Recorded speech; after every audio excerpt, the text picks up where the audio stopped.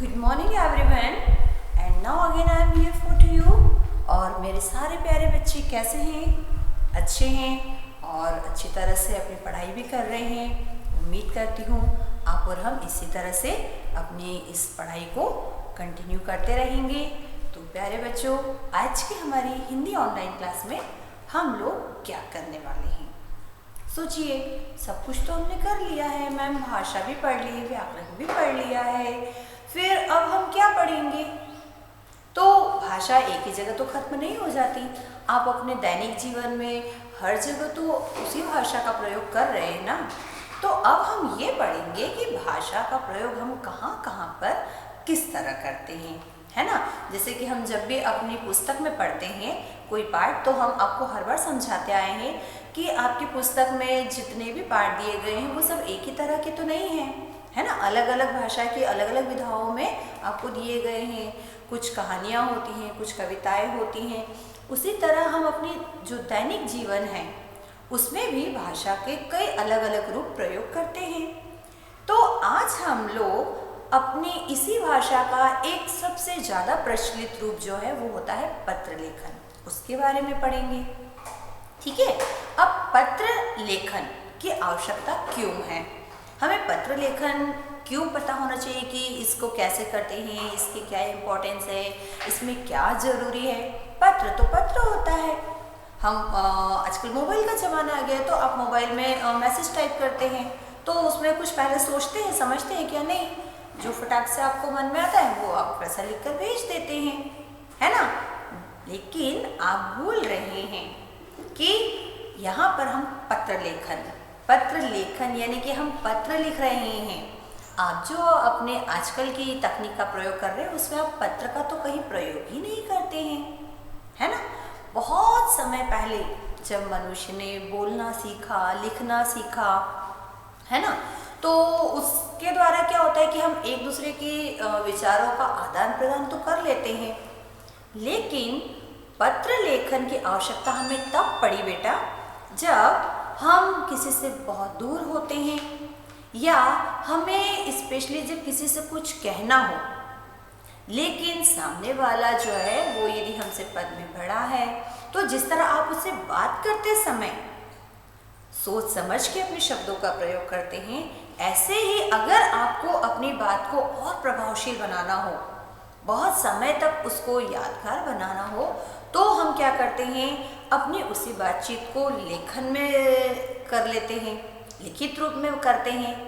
तो पत्र जब हम कहीं हो और यदि हमें अपनी बात पहुंचानी हो, तब हम पत्र का प्रयोग करते हैं। नॉर्मली पत्र जो होता है बेटा, ऐसा कहा जाता है कि यदि आपको किसी व्यक्ति तक अपने मन की बात पहुंचानी है और वो वहाँ उपस्थित नहीं है, तो उस समय आप उसका प्रयोग करते हैं। लेकिन पत्र भी इतना सरल तो नहीं होता है। आपने जो कहा उसका असर वैसा ही हो, उसका अर्थ वैसा ही समझा जाए। यदि आपने पत्र में कुछ पूछा है तो उसका जवाब आपको वैसा ही मिले।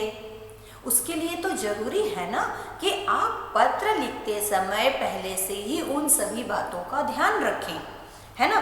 पत्र चूंकि एक बहुत छोटा सा होता है, उसमें व्यक्ति सामने तो नहीं होता है, जिसको हम चाहे जितने अपने मन में जो जो आता जा रहा है वो उससे कहते जाएं या पूछते जाएं या बताते जाएं, है ना। क्योंकि हम लिख कर दे रहे हैं और उस व्यक्ति तक वो इतनी सारी बातें हम लिखते समय होता है, हम मन में सोचते बहुत कुछ है, बोलते उससे आधा है, और अगर वही चीज़ लिखने को दी जाए तो हम उससे भी आधा लिखते हैं।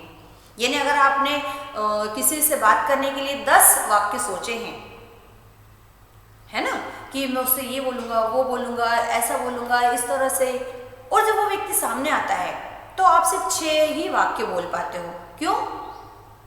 मन में सोचने के लिए आपके पास चाहे जितने शब्द हैं, सामने वाले से बात करते समय आप अपने शब्दों को बहुत सोच समझ के प्रयोग करते हैं, एक सही शब्द चुनते हैं। और अगर आपको कहा जाए कि यही बात आपको लिख कर देनी है, तब क्या होता है? तब तो हमारे पास और भी शब्दों की कमी हो जाती है ना, क्योंकि लिख कर देना है, यानी कि मैं जो लिख रहा हूँ ये बहुत समय तक रहने वाला है, इसको और ज़्यादा नज़रों में आएगा, इस पर ज़्यादा ध्यान दिया जाएगा, तो हम और भी सोच समझ कर लिखते हैं। बिल्कुल वही चीज़ हमारे पत्र लेखन में होती है बेटा। अगर मैं आपसे कहूँ कि आप अभी जहाँ हो वहाँ से आप मुझे पत्र लिखना। इसके पहले हम लोगों ने अपना याद है स्वामी विवेकानंद की पाती पढ़ी थी, है ना। विवेकानंद जी ने पत्र लिखा था, चूँकि वो विदेश में थे उस समय, उन्होंने अपने मित्रों को पत्र लिखा था।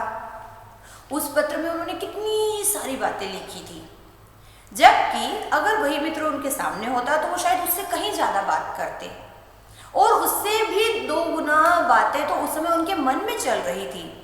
लेकिन वे जानते थे कि मुझे ये पत्र के माध्यम से बातें वहाँ तक पहुँचानी है। और लिखते समय आप, हो सकता है आपका शब्द भंडार अच्छा हो, आपका भाषा ज्ञान बहुत अच्छा हो, लेकिन आप पत्र जिस माध्यम से भेज रहे हैं उसकी सीमा को भी तो ध्यान में रखना होगा, है ना। जरूरी तो नहीं है कि सामने वाला इतनी फुर्सत में ही हो कि आपका इतना बड़ा पत्र पड़ेगा। फिर पत्र जो होता है वो या तो पोस्ट कार्ड के माध्यम से या अंतर्देशीय पत्र के माध्यम से भेजा जाता था, और उसमें आपको बस 1 पन्ना ही मिलता था, है ना। बस ये 1 पेज जितनी ही आपको जगह मिलती थी बेटा। अगर आपने पत्र लंबा किया तो आपको 2-3 और पत्र की आवश्यकता पड़ जाएगी, या तो आप अगर लिफाफे में डालकर भेज रहे हैं तो लिफाफे का वजन बढ़ जाएगा, और उसके ऊपर जो डाक टिकट लगता है ना, उसकी संख्या भी बढ़ जाएगी, कीमत भी बढ़ जाएगी। तो पहले क्या होता था, पत्र लिखने से पहले व्यक्ति बैठता था, बहुत सारी चीज़ें सोचता था, फिर उसमें से छांटता है। अब इसमें से बहुत इम्पोर्टेंट क्या है, बहुत ज़रूरी क्या है, पहले वो लिखूं, ठीक है। लेकिन पत्र लिखने से पहले भी हमें कुछ छोटी छोटी बातों का ध्यान रखना पड़ता है। आज हम पत्र लेखन के अंतर्गत उन्हीं के बारे में पढ़ेंगे। तो सभी बच्चे अपनी पेंसी का जो 2nd सेम का पुस्तक है बेटा वो निकाल लीजिए। 1st सेम हमारी फिनिश हो चुकी है। 2nd सेम की जो बुक हमने आरंभ की थी उसमें भी हमने व्याकरण के अलग अलग अंग, अलग अलग भागों को पढ़कर अब हम पत्र लेखन की ओर आए हैं। इसके पहले हम लोगों ने क्या पढ़ा था, याद कीजिए, किसी को याद है? अनुच्छेद के बारे में पढ़ा था, है ना, कि अपनी बात को बहुत सरल तरीके से संक्षिप्त रूप में कहने के लिए हम अनुच्छेद का प्रयोग करते हैं। अब हम चूंकि और थोड़ा आगे आ गए हैं, अब हमारा जो बौद्धिक क्षमता है वो और ज़्यादा इम्प्रूव हो चुकी है। अब हम किसी से भी अपनी बात अगर पत्र के रूप में कहना चाहें तो हमारे पास बहुत सारी सहायक सामग्रियाँ हैं। तो पेज नंबर आपका 174 और पेज नंबर 175 सभी बच्चे निकाल लीजिए बेटा, ठीक है। हाँ, ये इस तरह से आपके पास बड़ा प्यारा सा देखिए चित्र है ना।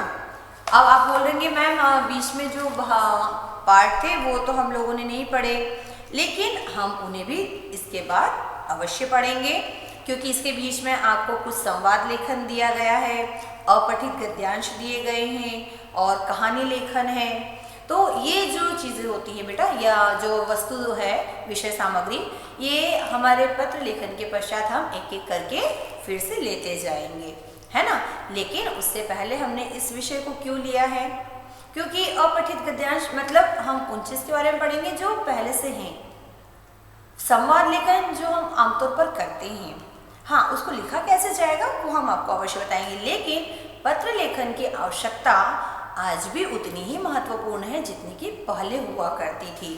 क्योंकि पहले पत्र सिर्फ अपनी बात किसी तक पहुंचाने के लिए लिखा जाता था, उसके पश्चात धीरे धीरे फिर पत्र में भी कई प्रकार आने लग गए, और आज भी पत्र लेखन का एक प्रकार जो है वो बहुत अधिक प्रयोग किया जाता है।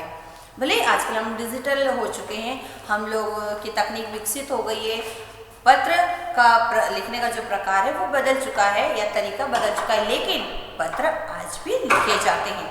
अब लिखे नहीं जाते, सीधे टाइप किए जाते हैं, या फिर आप लोग उसको क्या करते हैं अपने कंप्यूटर पे प्रोग्राम करते हैं, है ना। ये उसका और बहुत ज़्यादा आधुनिकीकरण हो गया है बेटा। तो पत्र लेखन में नॉर्मली हमारी जिस उम्र में है हम उसके हिसाब से समझ लेते हैं कि पत्र संचार व्यवस्था का एक सशक्त माध्यम है। सशक्त मतलब मजबूत मीडियम है ना। संचार व्यवस्था यानी एक जगह से दूसरे जगह तक पहुंचना। जब हम अपना हालचाल या प्रार्थना आदि लिखकर किसी दूसरे के पास पहुंचाते हैं तो इसे पत्र कहते हैं।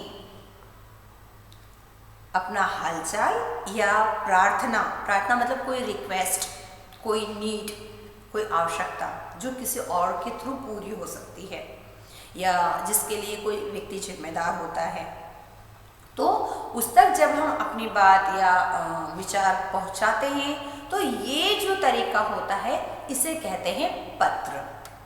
पत्र के माध्यम से संदेशों एवं सूचनाओं का आदान प्रदान होता है। पत्र लेखन भी एक कला है। क्या है? Letter writing is a art. कला जैसे आपकी चित्रकला होती है ना, भाषण देना एक कला होती है कि निबंध कला हो जाती है, लेकिन उसी तरह पत्र लिखना भी एक कला है। कला मतलब एक ऐसा स्किल बेटा जिस पर बहुत मेहनत लगती है, जो हर किसी से नहीं होता है। बिल्कुल अपने मन के भावों को या जो आपका संदेश है उसको बिल्कुल सुंदर, संक्षिप्त, रोचक, प्रभावशाली शब्दों में लिखना अपने आप में एक आर्ट होता है। क्यों? क्योंकि हर किसी का शब्द भंडार अच्छा नहीं होता, हर किसी का जो पकड़ होती है, कंट्रोल होता है जो भाषा के ऊपर, अच्छा नहीं होता है। जब तक आप उस भाषा में बहुत अच्छे से प्रवीण नहीं हो जाते हैं, आप उसके हर शब्द का अच्छे से अर्थ नहीं जानते हैं, भाषा के व्याकरण के जो अंग है उनका बिल्कुल सही उपयोग करना आपको नहीं आता है, तब तक आप पत्र लेखन की कला में प्रवीण नहीं हो सकते हैं, दक्ष नहीं हो सकते हैं। इसीलिए पत्र लिखना भी क्या होता है, उतना ही मुश्किल काम है जितना पत्र लिखने से पहले उसे सोचना होता है। प्रॉब्लम आई, चलो मैं पत्र लिख देता हूँ, नहीं। मन में विचार आया, पत्र लिख देता हूँ, नहीं। इतना आसान नहीं है, मैंने अभी समझाया। मन के विचारों को बढ़ाना, मन में ही सोचना बहुत आसान है। 100 बातें आ गई, जैसे ही मित्र का ख्याल आया, मित्र को लेकर 1000 बातें मेरे मन में आ गई। बहुत याद आ रही है मित्र की, है ना। मित्र से बात करता हूँ और जितने भी उसको लेकर ख्याल आ रहे हैं वो उसके साथ शेयर करता हूँ। मित्र अगर सामने पड़ गया तो आप उससे बात कर लेंगे, मगर 2-4 लाइन में ही वो बात खत्म हो जाएगी, है ना। कैसे हो, क्या कर रहे हो, ये वो, और बस वो जितने 1000 ख्याल थे वो 100 में कन्वर्ट हो गए। और यदि कहा कि मित्र आपके सामने अवेलेबल नहीं है, बाहर है, कहीं दूर है, आपको उसको पत्र के माध्यम से उस समय उसको याद करके जो फीलिंग आ रही है वो आपको बताना है, तो वही 100 बातें 10 में सिमट के रह जाती हैं। एक सिंपल सी चीज़ बताती हूँ बेटा, यदि अभी आप और हम सामने होते हैं, है ना, तो आप मुझसे दिन भर में पता नहीं कितनी बातें करते, कितनी चीज़ें हम लोग आपस में शेयर करते, है ना। अब सेकेंड मीडियम पर आ गए हम, जब हम वीडियो के थ्रू आपसे मिल रहे हैं, ऑनलाइन क्लास के थ्रू आपसे मिल रहे हैं, तो हमारे पास एक टाइम पीरियड होता है। उतने ही समय में हमें जो इम्पोर्टेंट है वो ही बात हम आपसे कर पाते हैं, है ना। आप लोग भी अभी व्हाट्सएप के थ्रू हमसे जुड़े हुए हैं, कुछ फ़ोन के माध्यम से जुड़े हैं, तब भी आप 2-4 बातें करते हैं, मैम कैसे हैं, आपको याद कर रहे हैं, अच्छा नहीं लग रहा है, 5 लाइन 10 लाइन। व्हाट्सएप पे अगर मैसेज करते हैं तो 2 लाइन 3 लाइन, वहाँ इतना कम हो जाता। और यदि अभी मैं आपसे कहूँ कि आप मुझे एक पत्र लिखिए, लास्ट टाइम में मैंने आपसे कहा था जब स्वामी जी की पाती हमने पढ़ा था, बहुत कम बच्चों के पत्र प्राप्त हुए थे, तो क्या होता है, आप में से कितने ही बच्चे बिल्कुल नहीं लिखेंगे। पत्र लिखना है मतलब कि मैम को समझ में आए, मैम को अच्छे लगे, मैम को मैं अपने जो विचार व्यक्त करना चाहता हूँ उसके अकॉर्डिंग शब्द मुझे लिखना है, तो बहुत कम हो जाएगी वो संख्या। अगर पत्र लिखा भी तो इतना छोटा सा होगा, मैम मैं घर पे बोर हो रहा हूँ और मुझे बहुत याद आ रही है, मुझे स्कूल आना है, या मुझे ये चीज़ पढ़ना है, या ये, और आपका पत्र इतने से में खत्म हो जाएगा। वो जो सारी बातें पूरे दिन हम लोग शेयर करते थे और आपकी खत्म नहीं होती थी, वो आपके पत्र में 4 लाइन में खत्म हो जाएंगी। क्यों? क्योंकि अभी आप पत्र लेखन की कला में बिल्कुल दक्ष नहीं हुए हो, है ना। आपको अभी भी अपनी भाषा के ऊपर पकड़ मजबूत करना है। तो यहाँ पर इसीलिए कहा गया कि पत्र लेखन भी एक कला है। जिस तरह आप ड्राइंग करते हैं ना, चित्रकारी करते हैं, तो जब छोटे थे, जब आपको रंग का पता नहीं था, आपकी लाइनें आड़ी तिरछी बनती थी, आपको सही शेप देना नहीं आता था, स्केच करना नहीं आता था। फिर धीरे धीरे जब आप डेली उसकी प्रैक्टिस करते गए, आपको ये पता चला कि ये रंग यहाँ पर फील होता है, इन रंगों को मिलाकर ये रंग बनता है, इस तरह के ड्राइंग के लिए किस तरह की रेखा खींचनी चाहिए। धीरे धीरे आपने क्या किया, उसके अंदर अपने आप को इम्प्रूव किया। आज आप अपनी ड्राइंग बहुत अच्छे से बना लेते हैं, है ना। तो ऐसा ही पत्र लेखन भी एक कला है बेटा, जिसको धीरे धीरे आप प्रैक्टिस के द्वारा क्या कर सकते हैं, इम्प्रूव कर सकते हैं और धीरे धीरे आप उसमें दक्ष हो सकते हैं। तो हम यहाँ पर अब पत्र के बारे में पढ़ेंगे। पत्र जो होते हैं बेटा, वो 2 प्रकार के होते हैं, है ना।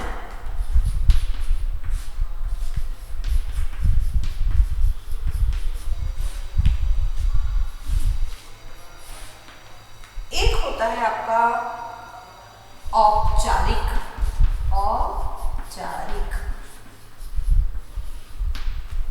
पत्र, और एक होता है आपका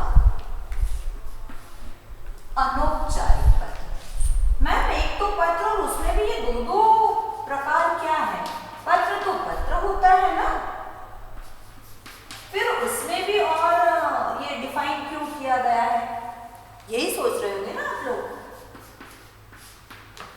तो हम इस पत्र में पहले यही जान लेते हैं कि आखिर पत्र के 2 प्रकार करने की आवश्यकता क्यों पड़ी है हमें, है ना।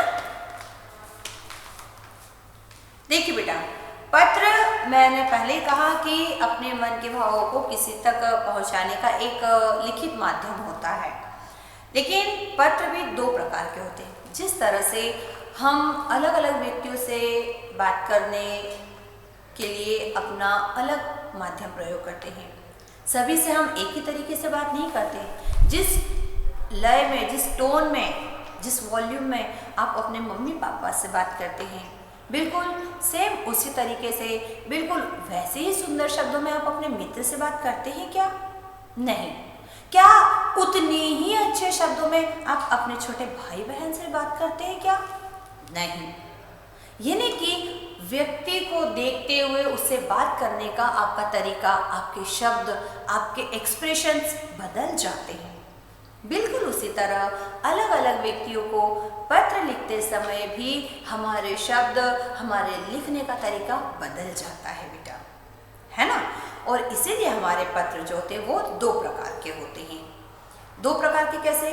हमने नॉर्मली क्या किया, व्यक्तियों को 2 कैटेगरी में न बांटकर अपने भावों को 2 कैटेगरी में बांट दिया।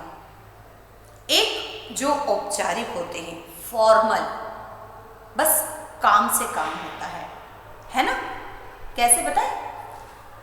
जब आप हमें मैसेज करते हैं, है ना, टीचर को मैसेज कर रहे हो, आप एक लाइन में छोटी सी लिखते हो, ma'am please send me this, ma'am good morning ma'am, ज़्यादा हुआ तो हाउ आर यू मैम, है ना। बस इतना छोटा सा लाइन आप भेजते हो।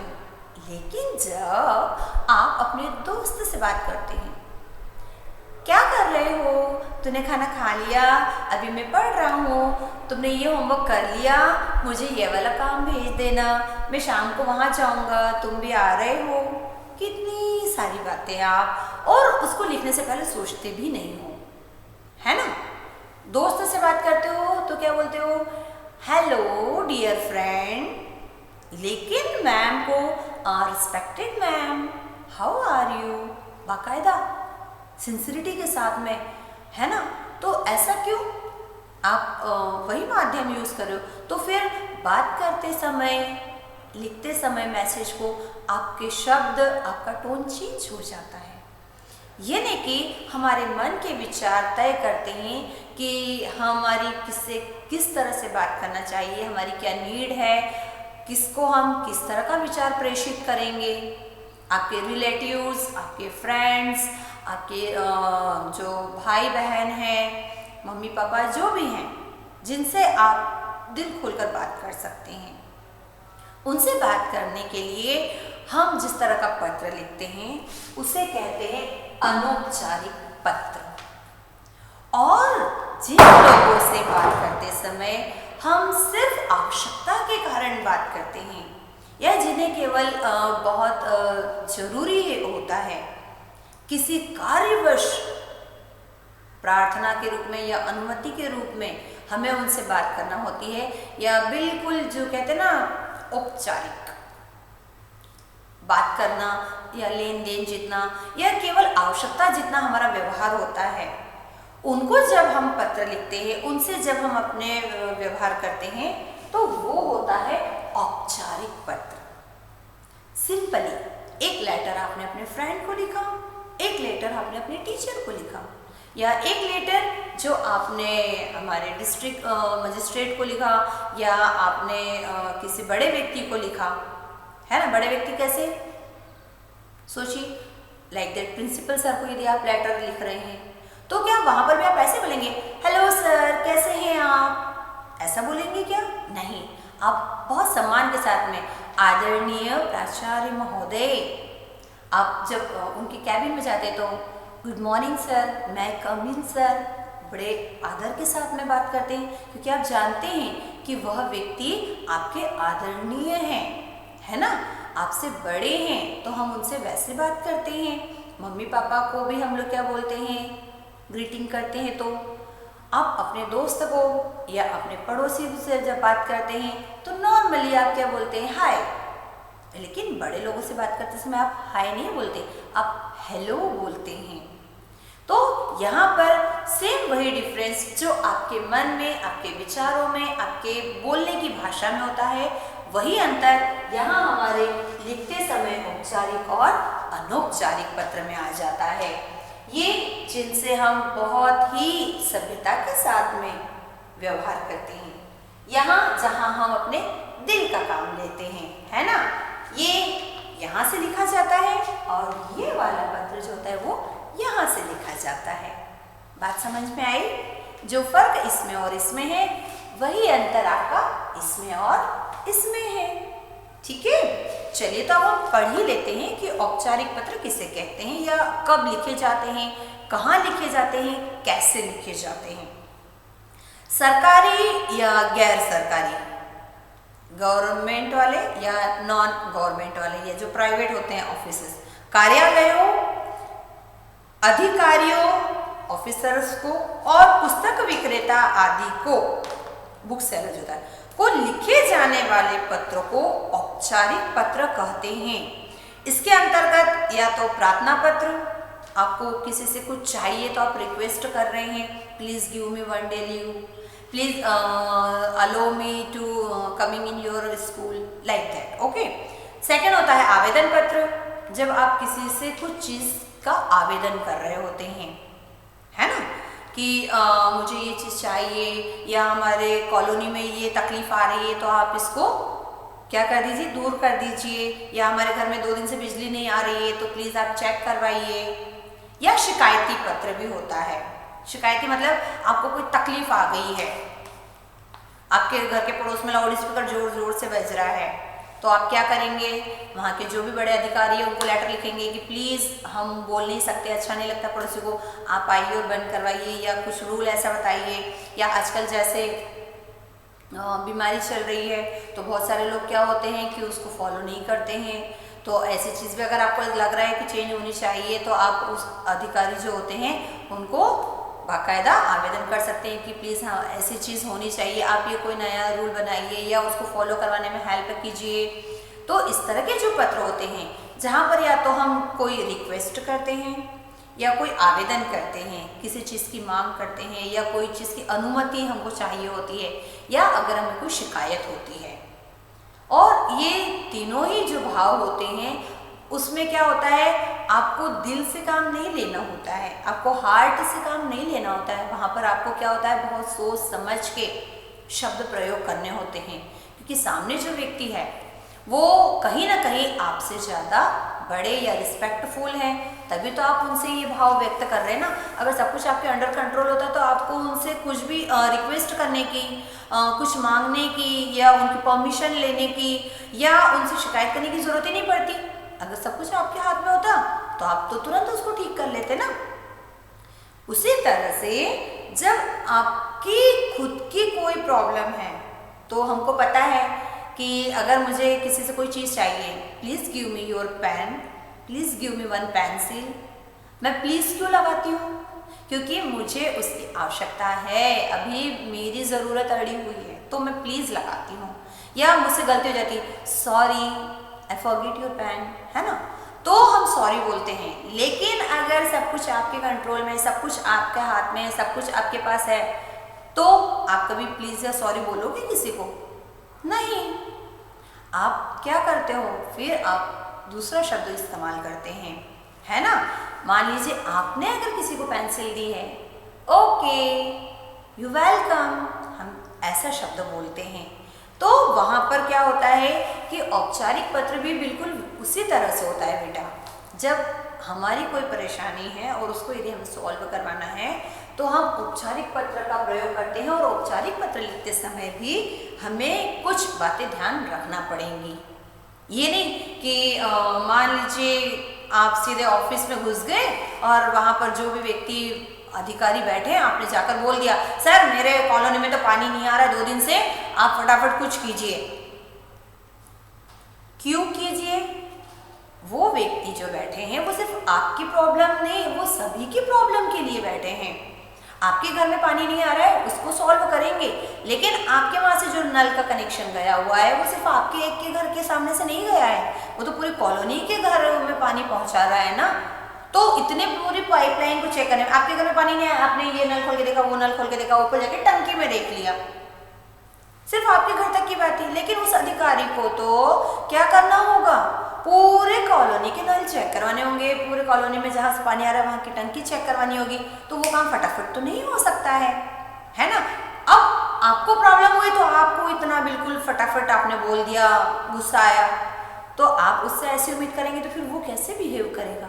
तो आपको उसको प्रेम से बोलना पड़ेगा, सर प्लीज़ ये प्रॉब्लम है और आप सॉल्व कर सकते हैं तो आप मेरी हेल्प कीजिए, है ना, क्योंकि मुझे प्रॉब्लम आ रही है।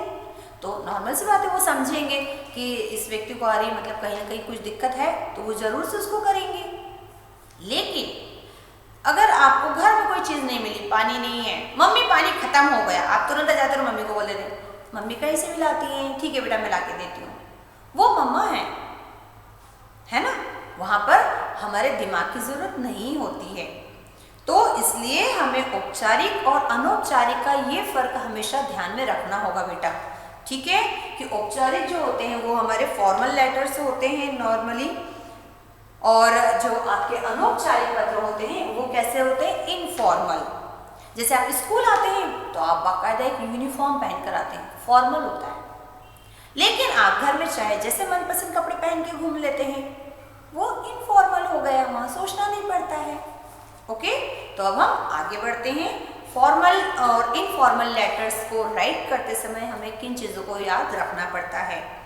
पहला हम पढ़ रहे हैं अनौपचारिक पत्र, सगे संबंधियों, रिश्तेदारों, मित्रों और परिचितों को लिखे जाने वाले जो पत्र होते हैं उन्हें अनौपचारिक पत्र कहते हैं। ये हम आपको पहले समझा चुके हैं, है ना। तो अब इन दोनों के जो बहुत इंपॉर्टेंट पॉइंट है वो पढ़ते हैं। अनौपचारिक पत्र को लिखते समय हमें क्या बातें दिमाग में रखनी चाहिए और फिर अपना लेटर स्टार्ट करना चाहिए, ठीक है। जब आप अनौपचारिक पत्र लिखते हैं बेटा, ठीक है, तो उसमें मुख्य बिंदु होता है, पत्र लिखने के लिए सबसे पहले ऊपरी ओर, ऊपर की तरफ, है ना। मान लीजिए ये आपका अनौपचारिक पत्र है, तो इसमें ये आपका पेज अगर आप यहाँ से स्टार्ट कर रहे हैं ना, ये लाइन आपने स्टार्ट डली होती है, उसमें अगर आप अनौपचारिक पत्र लिखते हैं तो सबसे पहले ऊपर बाई ओर क्या करेंगे? हम यहाँ पर क्या करते हैं? अपना पता लिखते हैं, ठीक है। सॉरी, आपके राइट में है, तो हम बाई ओर क्या करते हैं, पता लिखते हैं। उसके बाद में इसके नीचे, जस्ट नीचे हम क्या करेंगे, पत्र लिखने की तिथि।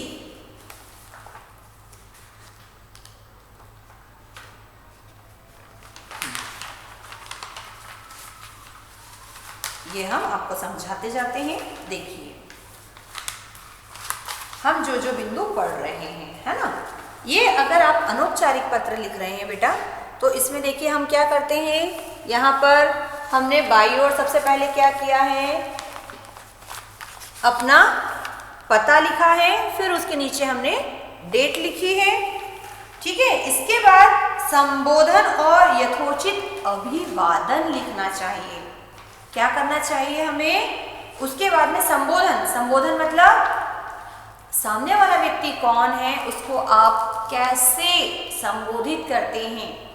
जैसे मान लीजिए कि मैंने अपने छोटे भाई को पत्र लिखा है, तो सबसे पहले मैं क्या करूँगी, लेफ्ट साइड जो होता है उसमें क्या करती हूँ, अपना एड्रेस लिखूंगी, कमला नगर, ठीक है, खरगोन। फिर उसके नीचे मैंने डेट लिखी। डेट मतलब के तारीख, दिनांक, है ना।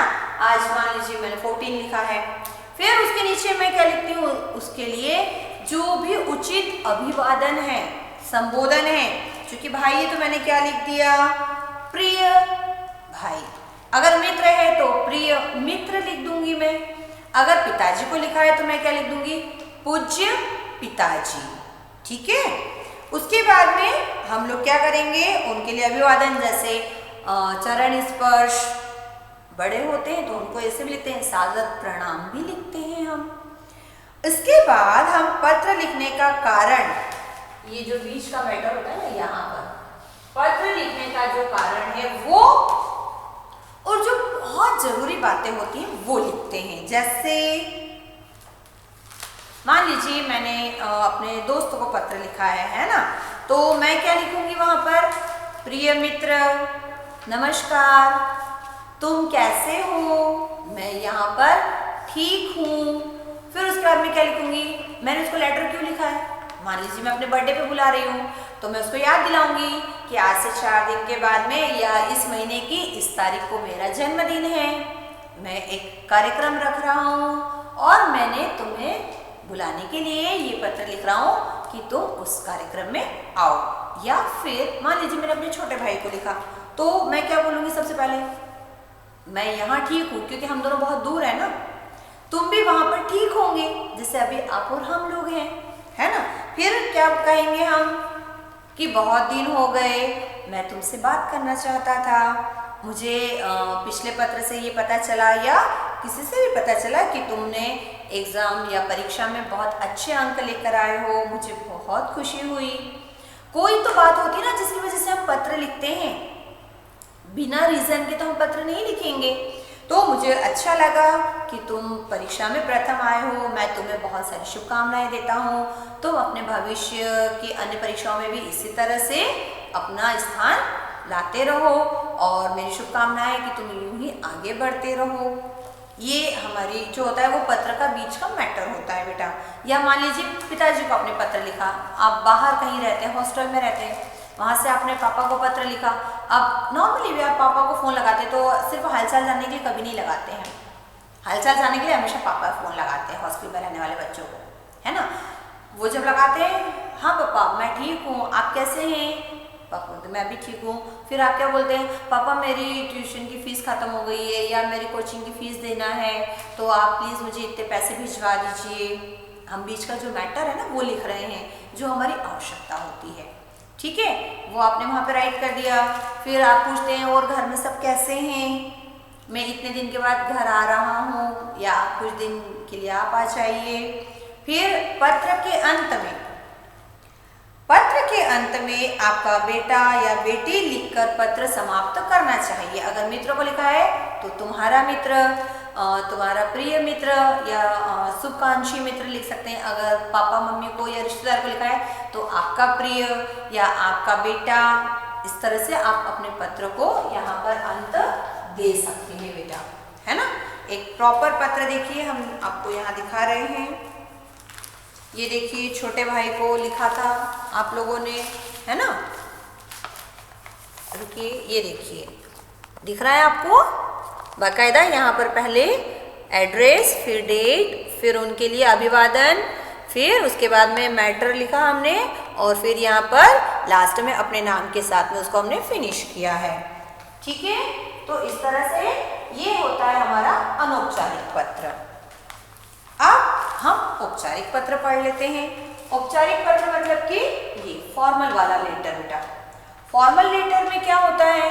फॉर्मल लेटर में हमने पहले बोला था कि सोच समझ के लिखा जाता है।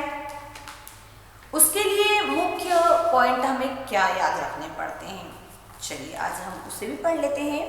तो फॉर्मल लेटर को लिखते समय सबसे पहले बाई ओर हम जिसे पत्र लिख रहे हैं उसका संबोधन और उसका एड्रेस, इसमें भी हमने बाई ओर लिखा था।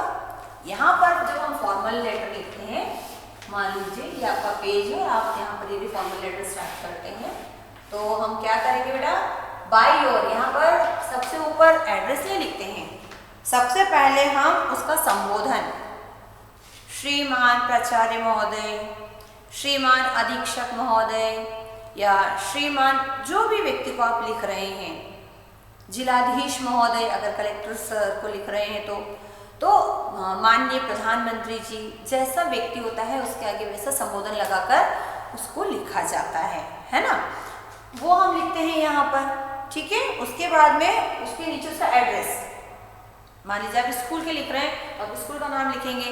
यदि नगर पालिका अधिकारी को लिख रहे हैं ना, श्रीमान नगर अध्यक्ष महोदय, नगर पालिका खरगोन, इस तरह से हम लिख देते हैं। उसके पश्चात विषय लिखकर पत्र का कारण लिखना चाहिए। सबसे मेन चीज पता है क्या होती है? यहाँ तो आपने संबोधन और पता लिख दिया, यहाँ पर फिर होता है विषय। ये मुख्य अंतर होता है बेटा औपचारिक में और अनौपचारिक में। अनौपचारिक पत्र में आपको सब्जेक्ट नहीं लिखना पड़ता है कि मैंने अगर पापा को पत्र लिखा है तो उसका रीजन भी लिखूं क्या सबसे पहले, ऐसा करेंगे नहीं। वो हमारे रिश्तेदार हैं, प्रिय व्यक्ति हैं, हर किसी को तो हम पत्र नहीं लिखते हैं, है ना।